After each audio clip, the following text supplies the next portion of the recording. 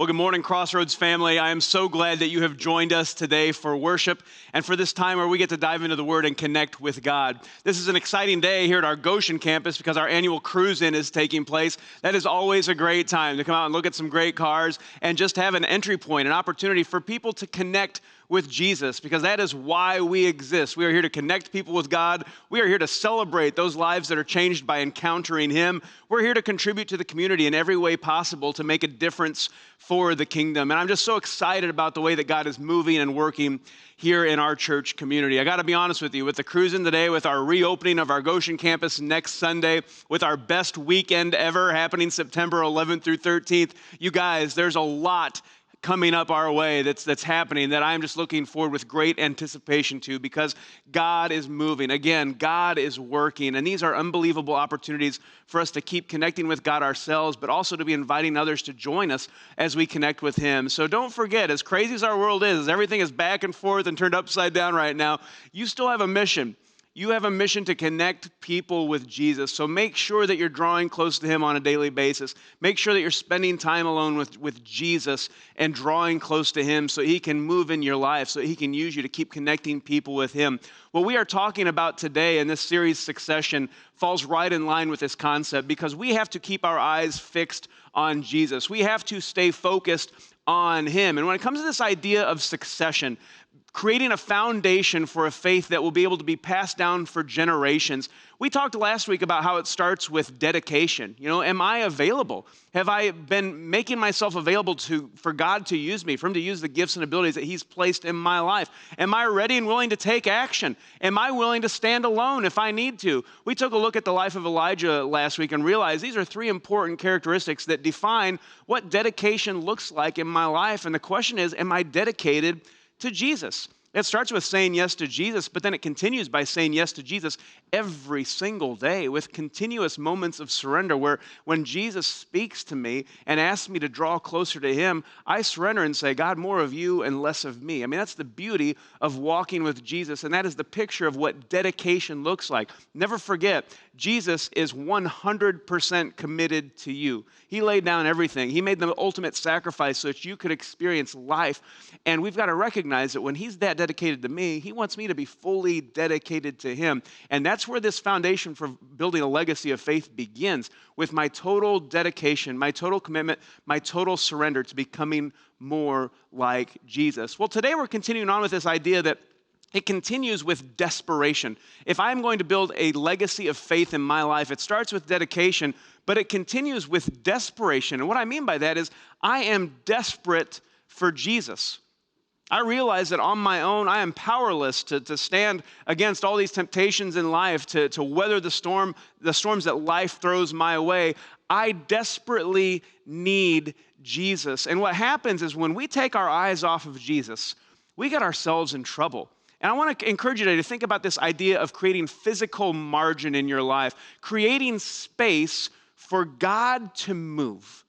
Making sure that you don't get overwhelmed by all of the things coming at you in life, and realize how desperately important it is that you carve out space in your life, time, to spend with God, to draw close to Him, and to lean on Him when we're dealing with all the chaos that life throws our way. And make no mistake, you guys, right now we are experiencing chaos, all right? We're already trying to navigate COVID-19 and everything that comes with it. Back to school, not back to school, sports, no sports. What is happening right now? We don't know. And on top of that, we have the stressors of our jobs, our finances, everything else that's being thrown into this. On top of that, we've got a political season that we're entering. It's like, what else could we bring on right now? We had a storm come through this week. We had an earthquake in the Carolinas. It's getting crazy out there. And all of these things can overwhelm us, you guys, if we're not creating space in our lives for God to move. Creating space to draw close to Him. Because when I'm focused on Jesus, that's where I'm living life to the fullest. One of my favorite verses that we reference from time to time here at Crossroads is John 10:10. Jesus says this, "The thief," which is the devil, "comes only to steal and kill and destroy." But Jesus says, I'm not having any of that. I have come that they might have life and have it to the full. I like to think about this verse in three different ways. I like to consider the reality that when the thief comes to steal, I believe that the devil is focused on stealing your joy because the joy of the Lord is your strength. I believe that when it says the thief, the devil's coming to kill you, I believe he's trying to kill your spirit, to try to get you consumed by your worries and your fears. And I believe that when he talks about the devil and the thief coming to destroy you, I believe that's an eternal destruction. I believe the devil is coming to destroy our very souls. And so before we dive in today, I would just ask you to consider something when it comes to your life, creating space for God to move. If you're not focused on Jesus, if you're focused by all these things that are coming at you in the world and you're being overwhelmed by them, you're going to find that the thief is having success. He's stealing your joy. He's killing your spirit. He's destroying your soul. And I would ask you today, what stresses in your life are you allowing to steal your joy? What worries and fears are you allowing to kill your spirit? What activities in your life are you allowing to destroy your soul?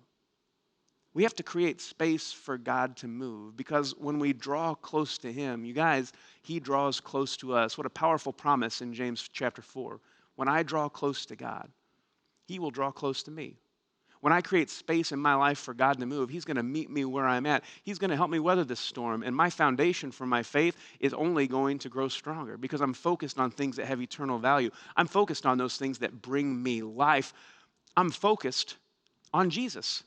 And that's what he is all about. And so when we're talking about physical margin, we're talking about creating space for God to move. It's space between my load and my limits. It's the burden that I'm carrying versus the actual maximum responsibility and stress that I can possibly carry on my own. I can't be redlining all the time, right? We got a bunch of great cars at Crossroads, all right? Listen, this cruise-in is always amazing. I'm always just overwhelmed by the amazing cars that are in our parking lot. There are beautiful cars. They're vintage cars that I've dreamed of owning or at least racing down the street. You know what I'm saying?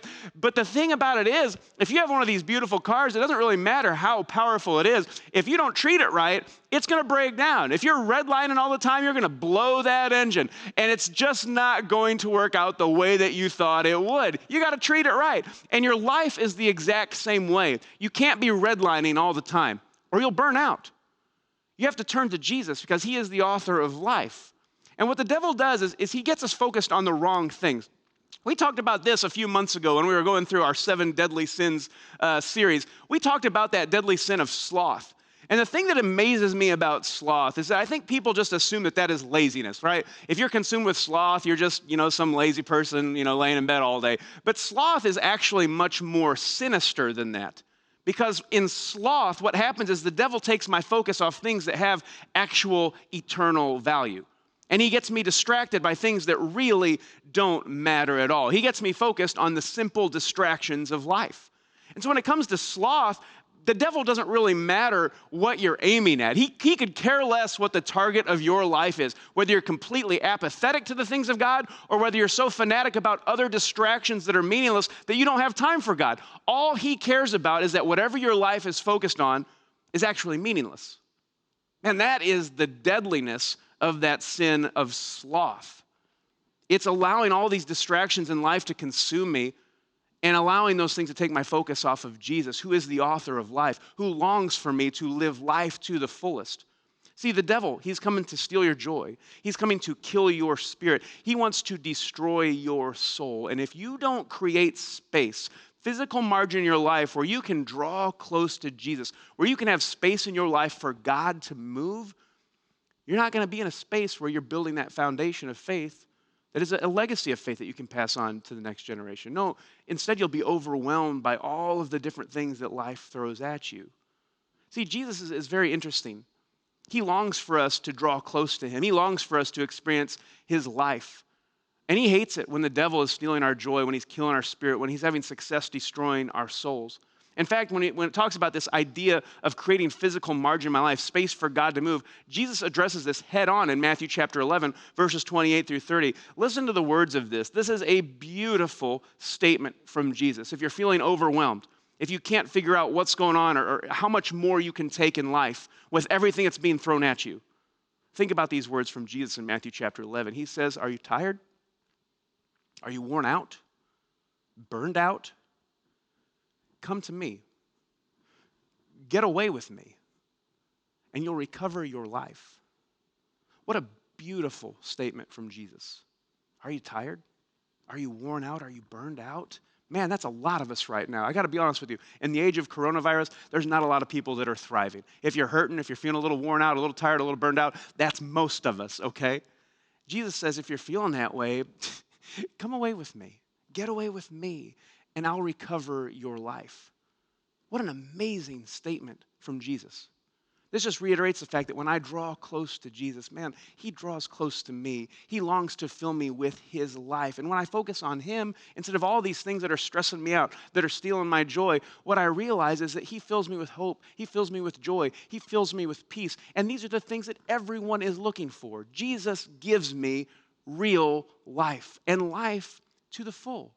So I challenge you today, don't allow yourself to be overcome and overwhelmed by these burdens of life. Focus on Jesus. Rest in his arms. Make sure you are creating space to get away with Jesus so that you can be living life to the full. Now, it starts with creating space to slow your pace.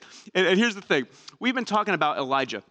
And this is a theme that we're going to be talking about for the next few weeks, Elijah and Elisha, because this is a beautiful relationship in the Old Testament. Two amazing and mighty men of God who, in Elijah, the most famous and greatest prophet of the Old Testament, who is able to have a successful ministry of his own, but then also to successfully pass that legacy of faith and leadership on to the next generation, on to Elisha, who goes on to do even greater things than Elijah. I mean, it really is an extraordinary snapshot in Scripture of how we truly build a foundation for our faith that really is a legacy that we can pass on to those who follow us.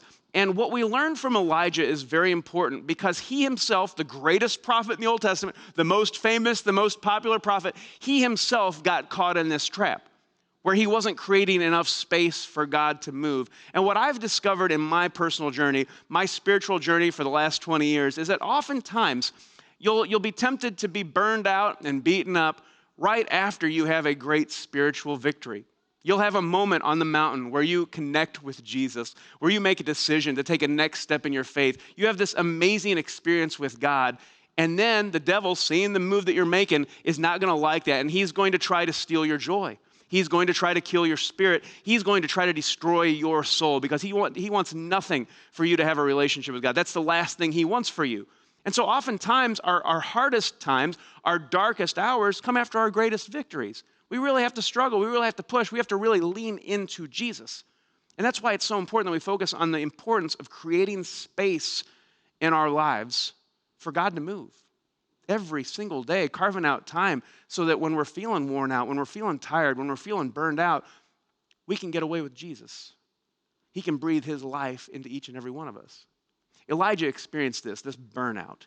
And what happened last week as we opened up with the series of Elijah, we looked at Elijah's greatest moment. He gathered all the prophets of Baal on Mount Carmel. There was a massive test to see which God was the real God. And the real God was to answer by fire from heaven. And so after a day of trying to get their God, the God Baal, to breathe fire down on this altar, all of the prophets of Baal, they finished in disgust and discouragement because their God did not answer them. Elijah gets up there. He prays to God. He says, God, if this is who you are, if this is a moment that you've created so that I could show everyone who you are and reveal your glory, then God, would you please just answer by fire? A simple prayer, followed by this amazing eruption of fire from heaven, boom, that consumes the altar. And everyone who's gathered around, all these prophets of Baal, all of the people of Israel, all of a sudden there's amazing revival. They are all proclaiming, the Lord, he is God, and it's an amazing moment. There is nothing that even rivals this in the Old Testament in terms of a moment where people turn to God, and there was just this extraordinary act that was miraculous that drew everyone to him, and Elijah was God's vessel. Now, that whole conversation began because there was a drought where Elijah had gone to King Ahab and said, hey, Ahab, there is not going to be any rain in this country until I say so. That was how Elijah rolled. He's like, hey, I'm kind of a big deal. God has told me this, and until I say it rains, it doesn't rain. And that says Elijah just disappeared. He was hiding out in the valley, out in the wilderness for 3 years. And so it's been 3 years since it rained. After God rains fire down on this hill, it says that Elijah told Ahab, get yourself ready. Go have a meal because it's about to rain and everything's going to get back to normal. Elijah went and prayed. He's on top of this mountain. It says 7 times he sent his servant to go and see if there were rain clouds coming. It says on the 7th time, the rain clouds started forming, and Elijah said, oh, it's about to get crazy. Ahab was going down the hill in his chariot. It says in the Bible, 1 Kings chapter 18, that Elijah tucked his cloak into his belt and ran down the mountain ahead of Ahab's chariot all the way to the next city. I mean, you talk about like marathon man, the fastest runner he is the Usain Bolt of the Old Testament. I mean, this is an amazing moment. The Holy Spirit came over him. He's outrunning the horses and chariots to get back to safety because the rain was coming. An amazing moment. I mean, this is literally a mountaintop experience. Elijah has never been more famous. Elijah has never been more used by God. This has been a moment that he will never, ever forget, that we still talk about to this day. And yet, here's what happens to Elijah. Here's how 1 Kings 19 kicks off. Verse 1. When Ahab got home, he told Jezebel, the queen, she was a terrible, wicked person, everything Elijah had done, including the way he had killed all the prophets of Baal. So Jezebel sent this message to Elijah. May the gods strike me and even kill me if by this time tomorrow I have not killed you just as you killed them. Elijah was afraid and fled for his life. Now, isn't this incredible? What an amazing turn of events. The mountaintop experience, a legendary moment followed by the very next day. Elijah just getting completely beaten up, threatened to be murdered. His life is going to end. And he goes from this literal mountaintop experience, the highest of highs, to the lowest of lows. Now he's fleeing for his life. Notice his focus is no longer on serving God. His focus now is on fear. Remember, I ask you this question. What stress in your life are you allowing to steal your joy? What worry or fear are you allowing to kill your spirit? What activity in your life are you allowing to destroy your soul? Man, this kind of stuff, it sneaks into our lives without us even realizing it. Elijah, one day after an amazing spiritual moment, completely loses focus. Now he's consumed by fear. This is killing his spirit. This is stealing his joy. He's running. He's on the run. He is afraid for his life. He's forgotten everything that God did just the day before. It goes on to say, he went to Beersheba, a town in Judah, and he left his servant there. Then he went on alone into the wilderness, traveling all day. He sat down under a solitary broom tree and prayed that he might die. I have had enough, Lord, he said. Take my life, for I am no better than my ancestors who have already died. Then he lay down and slept under the broom tree. I mean, what an incredible turn of events. Elijah is completely now burned out. He's been beaten up. Now he's burned out. He's so focused on what's happening now, the threat of death upon him, that he can't even consider the reality that God might still have a purpose and plan for him. All he wants to do is die. Man, Elijah finds himself one day later stressed and depressed, beaten up, broken down, because he hasn't created space for God to move. He's been carrying all this activity in his life. He's been going like crazy, and God's been using him. It's been good stuff. But he hasn't been protecting himself, right? He's overly exerted himself. He's exhausted. He just ran the fastest marathon ever, outran Ahab's chariot. He's crashing hard, and when he wakes up, he's facing death threats. And he forgets everything that happened, and now he's focused on himself. He's focusing on trying to do all of these things on his own power, and all he can be is beaten up, burned out, and he's going to find himself broken down. Because you can't do this on your own. That's why those words of Jesus are so powerful for us today and relevant to our lives. Man, are you tired? Are you worn out? Are you burned out? Come with me. Get away with me. I will restore your life. I will breathe life into you. Incredible words of Jesus. We have to create space for God to move. It's a powerful story right here. It says, but as he was sleeping, an angel touched him and told him, get up and eat. I mean, this is God's provision for Elijah. He looked around, and there beside his head was some bread baked on hot stones and a jar of water. So he ate and drank and lay down again. Then the angel of the Lord came again and touched him and said, get up and eat some more, or the journey ahead will be too much for you. So he got up and ate and drank, and the food gave him enough strength to travel 40 days and 40 nights to Mount Sinai, the mountain of God. He's still running, but he's running toward God. There he came to a cave where he spent that night. But the Lord said to him, what are you doing here, Elijah? Can you just stop and think about that question for a second? 40 days of running.